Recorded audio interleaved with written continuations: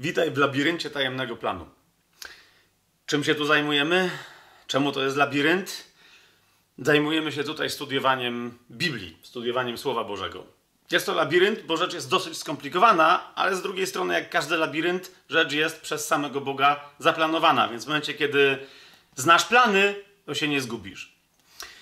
Zajmujemy się studiowaniem Biblii, to znaczy, po pierwsze, rozważamy, co naprawdę jest napisane w Słowie Bożym przez samego Boga. Jakie jest jego nauczanie tutaj zawarte. Nie jakie jest nauczanie takiej czy innej konfesji, takiego czy innego kościoła, takiej czy innej denominacji, takiej czy innej religii na temat tego, co rzekomo tu jest napisane, ale co chcemy dociec, co naprawdę tutaj jest napisane, co naprawdę Pan nam przekazał. Bezczelne stwierdzenie byłoby, gdyby nie kolejny, drugi punkt, mianowicie nie tylko ja czy ktoś inny, kto tutaj wykłada, prowadzi studium, mówimy, co jest napisane, ale także pokazujemy metodę, jak każdy może to sprawdzić, że tu jest napisane to, co twierdzimy, że jest napisane.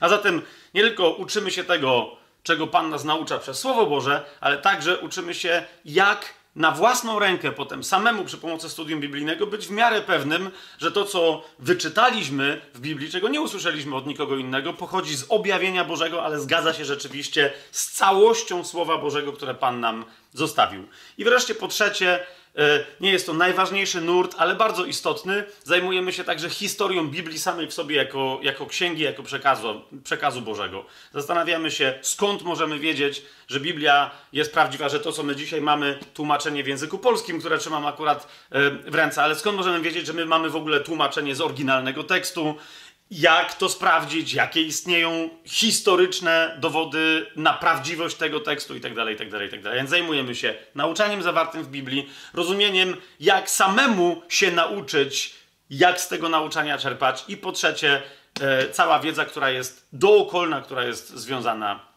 z Biblią. Wszystko to znajdziesz na tym kanale, ale jeżeli chcesz więcej, to tajemny plan, będąc przynajmniej w ambicjach naszych duchowych, dziełem całościowym biblijnym, które chcemy, żeby było komplementarne, kompleksowe, ale komplementarne.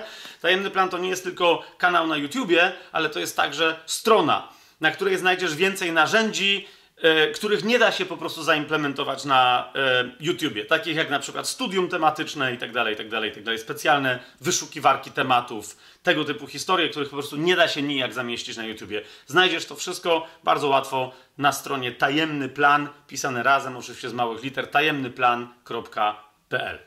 Zapraszamy. Smacznego.